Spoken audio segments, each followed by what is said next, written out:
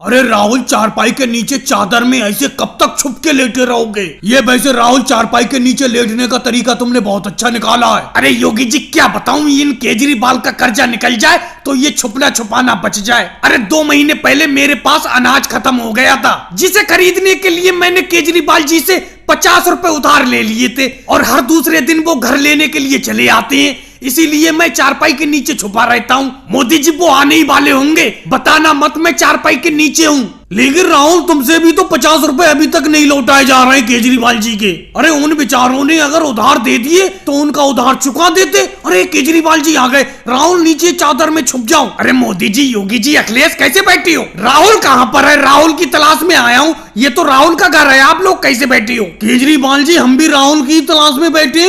राहुल नहीं, पता नहीं कहाँ पर गया है। वैसे मोदी जी, पूरा गांव तो मैं भी तलाश कर आया, गांव में तो कहीं पर है नहीं। वो होना तो घर ही पर चाहिए, है कहाँ पर? अरे मोदी जी, केजरीवाल को उधरी बातों में लगाए रहना, इधर को बढ़ के ना आ जाए केजरीवाल जी, नहीं तो मुझे देख लेंगे।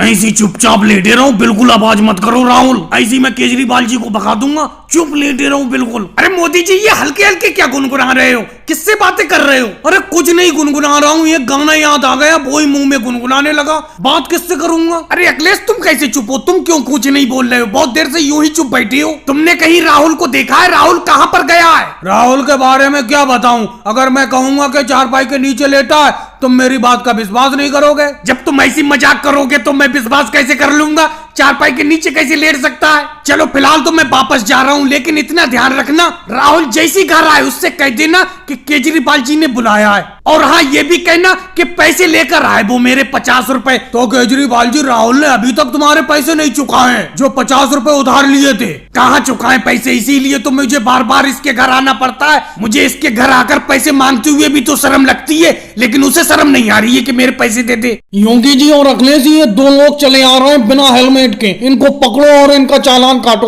बिना हेलमेट वाली गाड़ी पे मुझे बिल्कुल भी छूट नहीं चाहिए। एक एक बंदे का चालान काटो जो भी यहाँ पर बिना हेलमेट के निकले। रोको भाई, रोको गाड़ी, रोको रोको रोको। अरे भाई, तुम्हारा हेलमेट कहाँ है? बिना हेलमेट के कहाँ जा रहे हो ये बताओ, और अपना प्रदूषण और इंश्योरेंस भी दिखाओ, देखूं अगर वो कागज पूरे नहीं होंगे तो उन पे भी चालान कटेगा। फिलहाल हेलमेट पे तो कटेगा ही कटेगा। अरे सर जी, मेरे ट्रैक्टर का अगले वाला टायर फट गया है, बोई लेने के लिए गया था, जल्दबाजी में हेलमेट लगाना भूल गया। आज माफ कर दो, आगे हेलमेट जरूर लगाऊंगा मैं। अरे मेरा ट्रैक्टर खड़ा पड़ा है, जल्दी छोड़ दो मुझे, जल्दी छोड़ दो।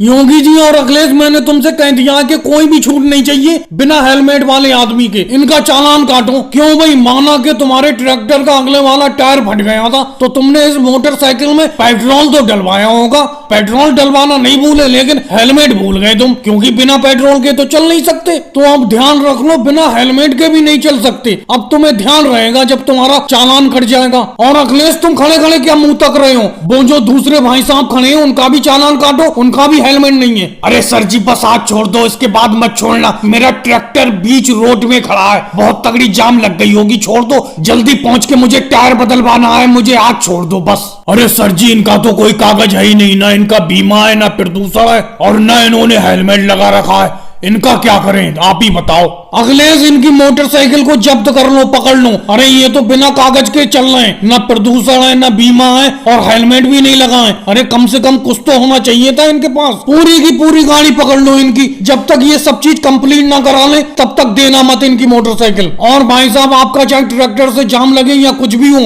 आपका चालान कटेगा ही कटेगा। योगी जी, चालान काट के जल्दी खत्म करो। भाई साहब, मैं घर के कामों में इतना उलझा रहता हूँ, ना मैं प्रदूषण करा पाया, ना इंश्योरेंस करा पाया, और हेलमेट तो आज तक मैंने खरीदा ही नहीं। वैसे मेरी आज तक मोटरसाइकिल नहीं पकड़ी गई, आज ही पकड़ी गई। अखिलेश, मैंने कल तुम्हें होमवर्क दिया था, होमवर्क करके ले आए? आज कोई भी बहाना नहीं होना चाहिए। होमवर्क किया तुमने कि नहीं किया? अरे अमित शाह सर जी, कर लिया, होमवर्क कर लिया। कहाँ किया होमवर्क? अपनी कॉपी दिखाओ, कॉपी। क्या अमित शाह सर जी बेफालतू की बात करती हो? अरे कॉपी क्यों दिखाऊंगा मैं? होमवर्क करने को कहा था, घर ही पे कराया मैं होमवर्क, यानी कि घर का काम। कल मैंने घर के काम देखो कितने किए, बाजार से सब्जी लेके आया, भैंस के लिए चारा लेके आया, सारे काम कर लिए मैंने। क्या बात है अखिलेश, क्या बात है, बहुत बढ़िया। अच्छा लालू जी, आप बताओ, ताजमहल किस शहर में बना हुआ है, यानी कि कौन सी जगह स्थित है?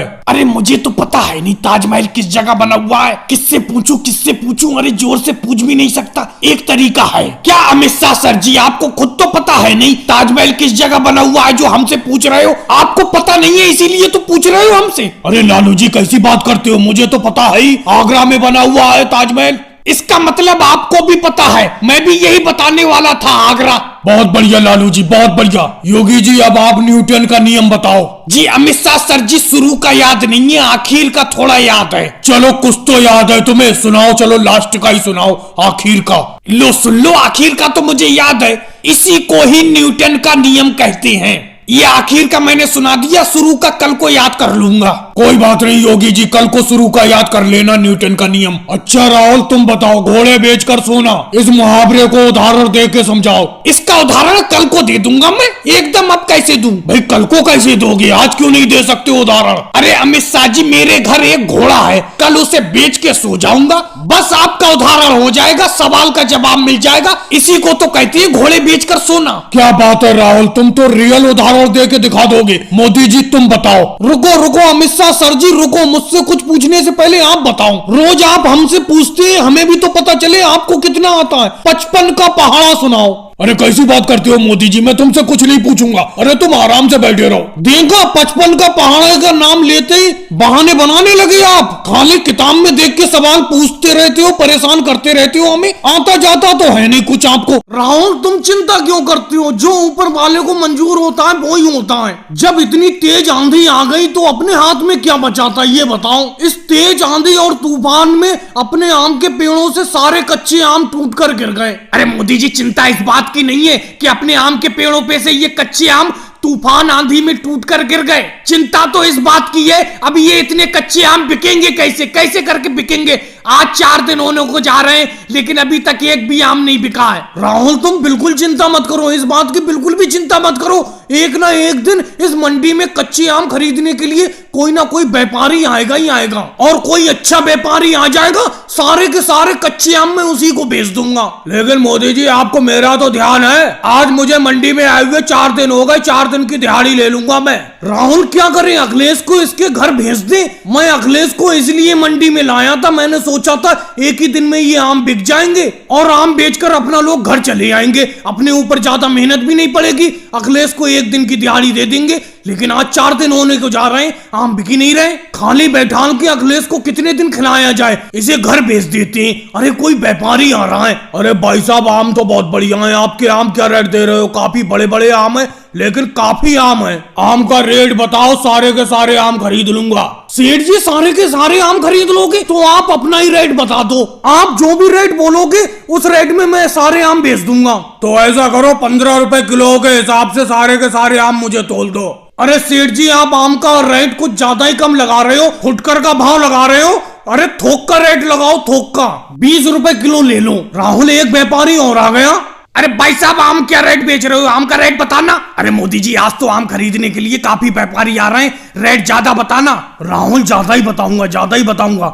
हाँ सेठ जी आम मैं 50 रुपए किलो बेच रहा हूँ, ले लो सारे के सारे आम। अरे भाई साहब कुछ सस्ते लगा लो, 40 रुपए किलो में सारे के सारे आम दे दो। कोई बात नहीं सेठ जी, 10 रुपए की गुंजाइश आपको कर देता हूँ, 40 रुपए किलो के हिसाब से सारे के सारे आम आपके हुए। भाई साहब ये बात मुझे बिल्कुल भी पसंद नहीं आई, आपने मुझसे 20 रुपए का भाव बोल दिया था। जब आप मुझसे सौदाबाजी कर रहे थे तो आप दूसरे व्यापारी से बात क्यों करने लगे? करूंगा नहीं दूसरे व्यापारी से बात, जब इतने कम रेट लगाओगे तुम सेठ जी तो मैं कैसे करके इतने सस्ते आम आपको बेच दूंगा। तुम ये आम मुझी को बेचते और बेचकर बच भी रहते अगर ये दूसरे व्यापारी यहाँ नहीं आते। अरे मोदी जी अंगूर तो आपके खट्टे हैं, मैं इतना नाम सुनकर शहर से आपके अंगूर खरीदने के लिए आपके गाँव में आया हूँ और यहाँ आकर मैंने आपकी अंगूर की खेती देखी, इसमें तो अंगूर खट्टे हैं। मोदी जी माफ करना, ये अंगूर मैं नहीं खरीद पाऊंगा आपके।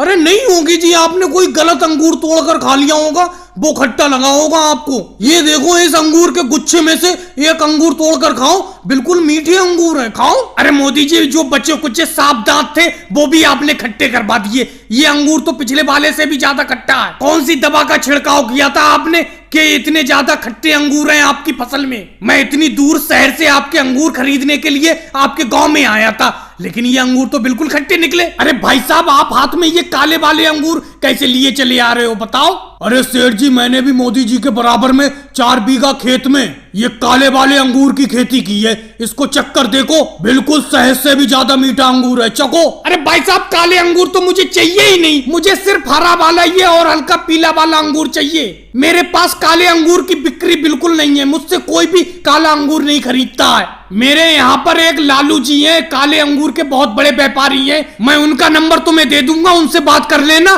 सारे के सारे काले अंगूर तुम्हारे खरीद लेंगे। केजरीवाल जरा देखना, ये सेठ जी तो मेरे सारे के सारे अंगूर खट्टे बता रहे हैं। भाई साहब इतने ज्यादा खट्टे भी अंगूर नहीं है, रोज मैं एक ना एक अंगूर तोड़कर मोदी जी की अंगूर की खेती में से खाता रहता हूँ तोड़कर, बिल्कुल खट्टे नहीं है अंगूर। देखो भाई साहब तुम मुझे ज्यादा तो सिखाओ मत, मैं 10 साल से अंगूर का व्यापार कर रहा हूँ, कौन सा अंगूर खट्टा है कौन सा मीठा है अच्छी तरीके से जानता हूँ मैं। ये मोदी जी की पूरी अंगूर की खेती खट्टी है। अरे ये भाई साहब पीली बनियान में अंगूर का गुच्छा लिए चले आ रहे हैं, हरे अंगूरों का। हाँ सेठ जी मैंने भी 2 बीघा खेत में अंगूर की खेती की है, और ये बात तो मैंने अभी सुनी ली, आपको हरे अंगूरों की तलाश है, काले अंगूर आप खरीदते नहीं है। लो मेरे हरे अंगूर चक्कर देखो, बिल्कुल शहद से भी ज्यादा मीठे हैं। अरे तुम्हारे कहने से कुछ थोड़ी होगा, तुम्हारे कहने से तो सारे के सारे अंगूर शहद से ज्यादा मीठे हैं। जरा मैं खाकर देखूं एक अंगूर को, जरा एक अंगूर तोड़कर मुझे देना। अरे ये तो मोदी जी के अंगूरों से भी ज्यादा खट्टा अंगूर है, लगता है इस गांव में मीठे अंगूर की खेती होती ही नहीं। क्यों भाई राहुल इतनी लेट कैसे आए हो पढ़ने के लिए, ये बताओ, क्लास खत्म होने वाली है, अब पढ़ने के लिए आए हो तुम, बेंच के ऊपर खड़े हो जाओ, इतनी देर तक तुम कहाँ थे? अरे मोदी सर जी मम्मी ने पराठे बनाने में देर कर दी, अगर मैं जल्दी आ जाता तो मेरा लंच बॉक्स रह जाता, पराठों के चक्कर में रुक गया मैं। पराठों के चक्कर में स्कूल का टाइम ही भूल गए? अब जब तक मेरी क्लास खत्म नहीं हो जाती ऐसी खड़े रहो बेंच पे। चलो लालू जी आप बताओ, हड़प्पा सभ्यता की खुदाई कब हुई थी और किसने की थी? अरे भाई मोदी सर जी मेरे सामने हड़प्पा सभ्यता की खुदाई थोड़ी हुई थी जो मैं बताऊंगा, और कब किसने की थी मुझे नहीं पता है। क्या बात है लालू जी, तुम्हारा जवाब सुन के तो मैं धन्य हो गया। ओवैसी जी ब्लू को हिंदी में किस कलर को कहते हैं? जी मोदी सर जी ब्लू को हिंदी में पानी कहते हैं, पानी। अरे ओवैसी जी पानी कैसे कहते हैं? ब्लू को तो हिंदी में नीला रंग कहते हैं, नीला रंग। अरे मोदी जी आप नीला रंग कहते होंगे, मैंने तो यही सुना है कि आज ब्लू है पानी पानी। क्या बात है ओवैसी जी, क्या बात है, लगता है मुझे इस टीचर की नौकरी से जल्द संन्यास लेना पड़ेगा। अच्छा अखिलेश तुम बताओ 2 + 4 कितने हुए? अरे मोदी जी ये तो मुझे पता है, 6 हुए 6। बहुत बढ़िया अखिलेश, तुमने सबसे अच्छा जवाब दिया। एक सवाल और बताओ, 4 + 2 कितने हुए? अरे ये तो मुझे पता नहीं है मोदी जी, कल को याद करके आऊंगा तभी बताऊंगा आपको। मैं तो समझ ही रहा था अखिलेश तुम रट्टा मार के आए हो, 2 + 4 6 बता दिए तुमने, लेकिन जब मैंने उल्टा करके पूछा 4 + 2 कितने हुए तुम नहीं बता पाए। केजरीवाल तुम बताओ, अच्छा कुतुब मीनार को किसने बनवाया था? अरे भाई मोदी सर जी मैंने तो बनवाया नहीं था, कह देता हूँ, लेकिन हाँ जिसने भी बनवाया था उसका नाम मेरी जुबान पे रखा है, याद नहीं आ रहा है, याद करके बताऊंगा जब मैं कल क्लास में आऊंगा तभी आपको बता दूंगा कि किसने बनवाया था कुतुब मीनार को। फिलहाल मैंने नहीं बनवाया था। अरे मोदी सर जी इससे पहले मुझसे कुछ पूछो, मैं तुम्हें पहले ही बता देता हूँ, मेरी किताबें किसी ने चुरा ली हैं, मैं कुछ याद नहीं कर पाया हूँ, इसीलिए मैं कुछ नहीं बता पाऊंगा आपको, मुझसे कुछ मत पूछना। क्या बात है योगी जी, तुमने पहले से पहले ही बहाना तैयार कर लिया। अरे तुम्हारी किताबें तो 1 महीना पहले चुरी थी और तुमने खरीद भी ली है। अब चलो घंटी बज गई, मेरी क्लास यहीं खत्म होती है। कल योगी जी सवाल पूछने की शुरुआत मैं तुम्ही से करूंगा, कोई बहाना नहीं चलेगा। क्या बताया जाए, कुछ समझ में ही नहीं आ रहा है, क्या करूं, पूरा का पूरा धंधा चौपट करके रख दिया है इस राहुल ने। अच्छा खासा मैं यहाँ अकेला गन्ने का जूस बेचा करता था, लेकिन इस राहुल ने जब से मेरे बराबर में तरबूज के जूस की दुकान खोली है, पूरी की पूरी भीड़ इसी के पास जमा रहती है, मेरा गन्ने का जूस कोई पीता ही नहीं है। अरे योगी जी इधर भी देख लो, हम भी गन्ने का जूस लेकर बैठे हुए हैं, तुम तो अब रोज राहुल के जूस की दुकान पर आकर बैठ जाती हो। मोदी जी मुझे आपकी ये बात बिल्कुल भी अच्छी नहीं लगती। ये बताओ आपकी दुकान पर कोई अगर गन्ने का जूस पीने के लिए आता है तो क्या मैं उसे बुलाता हूँ और तुम मेरे ग्राहक को डायरेक्ट बुला लेती हो। अब योगी जी देखो मेरे पास तरबूज का जूस पीने के लिए यहाँ पर बैठे हुए हैं, आप गन्ने का जूस पिलाने के लिए बुला रहे हो, मेरे ग्राहक को क्यों बुला रहे हो? जब आपका कोई गन्ने का जूस पीना ही नहीं चाहता तो इसमें मेरी क्या गलती है? राहुल तुम्हें इतना ज्यादा बुरा क्यों लग रहा है? मैं योगी जी से बात कर रहा हूँ, तुमसे बात कर रहा हूँ। अगर तुम्हें इतना ही ज्यादा बुरा लग रहा है तो योगी जी के ऊपर मेरे गन्ने के जूस के 50 रुपए उधार हैं, वो 50 रुपए भी तुम दे दो मुझे। अरे मोदी जी मुझे याद है आपके 50 रुपए हैं मेरे ऊपर। आप तो भरी बाजार में मुझसे पैसा मांगने लगते हो अपने उधार का, ये कोई बात है? इसीलिए मैं आपकी दुकान पर जूस पीने नहीं जाता हूँ। अब राहुल का तरबूज का जूस कम से कम 300 रुपए का मैं उधार पी चुका हूँ, लेकिन मजाल है राहुल मुझसे उधार का पैसा मांग ले। चलो योगी जी आज मैंने तुमसे पैसे मांग लिए, लेकिन ये बताओ मेरी दुकान पर लोगों ने जूस पीना क्यों बंद कर दिया? कोई तो वजह है, बताओ तो। मोदी जी वजह मैं बताता हूँ। मैं ऐसा है मोदी जी, आपके जो गन्ने के जूस की दुकान है उसके बराबर में कुछ कुर्सी डाल दो, जिससे कि ग्राहक आराम से आकर बैठ जाया करे। आप तो खड़े ही खड़े जूस पिलाते हो ग्राहकों को, और राहुल ने चालाकी से काम लिया है, उसने कुर्सी डाल दी है देखो ग्राहकों के लिए, इसीलिए सारा का सारा ग्राहक उसी के पास आकर बैठता है। लेकिन मोदी जी एक बात बताऊं, इस राहुल ने तुम्हारे गन्ने के जूस का ही धंधा चौपट नहीं किया है, मेरे जो पकोड़े बेचता था उसका भी धंधा चौपट हो चुका है। यहाँ पर कोई पकोड़े खरीदता ही नहीं है, सब लोग इसी का तरबूज का जूस पीते हैं। अरे लालू जी आपके पकोड़े खरीदेगा कौन?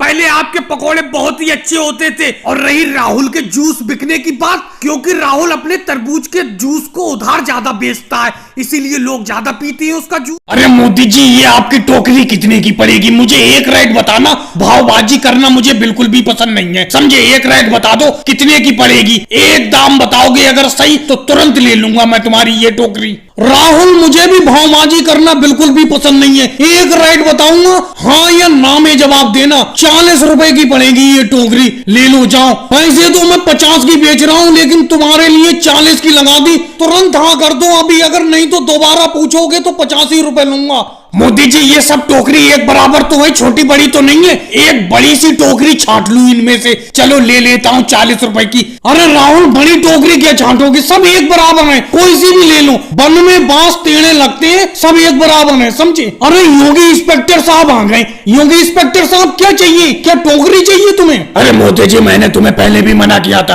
और फिर मना करता हूँ कि रोड पे ये टोकरी की दुकान मत लगाया करो, अतिक्रमण मत लगाया करो, इससे आने जाने वालों के लिए जाम लगता। अभी के अभी टोकरी लेके चले जाओ, नहीं तो मैं एक टेम्पू लाऊंगा, सब भर के थाने में ले जाऊंगा इन टोकरी को। अरे योगी इंस्पेक्टर साहब 1-2 घंटे के लिए तो दुकान ही लगाते हैं हम, उसमें भी तुम आ जाते हो यहाँ पर, 1-2 घंटे में क्या जाम लग जाएगा? इंस्पेक्टर सर जी बस थोड़ी देर की बात है, ये थोड़े से ग्राहक आ रहे हैं, ये राहुल आया है, जरा इसे टोकरी दे दूं, फिर 1-2 लोग और आ रहे हैं उनको दे दूं, फिर हटा लूंगा दुकान को मैं, आपके बिना कहीं उठा लूंगा मैं। इसका मतलब अभी नहीं हटाओगे तुम? अभी हटाओ टोकरी, समझे? मैं कह रहा हूँ अभी हटाओ।